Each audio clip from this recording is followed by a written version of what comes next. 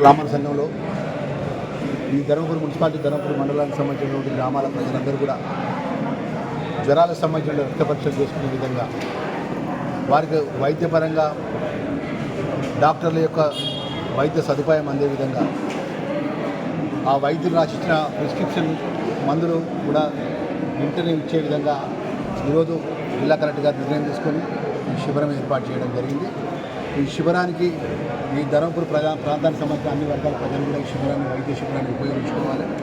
ఇక్కడ డాక్టర్లకు సంబంధించినటువంటి పరీక్షల విషయంలో కూడా ర్యాపిడ్ టెస్ట్ చేయడం వల్ల రక్త పరీక్ష చేయడం వల్ల తక్షణమే మనకు ఆ జ్వరము అది టైఫాయిడ్ జ్వరమా మలేరియా జ్వరమా డెంగ్యూ సంబంధించిన జ్వరమా అనేది నిర్ధారణ అయ్యే విధంగా ల్యాబ్ టెక్నీషియన్స్ కూడా అందుబాటులో పెట్టడం జరిగింది. ఇవన్నీ కూడా ఈ ప్రాంత ప్రజలు కూడా ఉపయోగించుకోవాలి.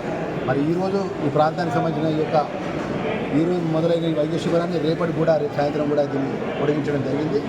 ఈ ప్రాంత ప్రజలందరూ కూడా పెద్ద ఎత్తున వైద్యపరంగా ప్యానిక్ కాకుండా సుమారు 1,00,000 మంది పైచీలకు ప్రజలు ఈ జిల్లాలో ప్రభుత్వ హాస్పిటల్ నుంచి వైద్య సదుపాయాలు పొందారు.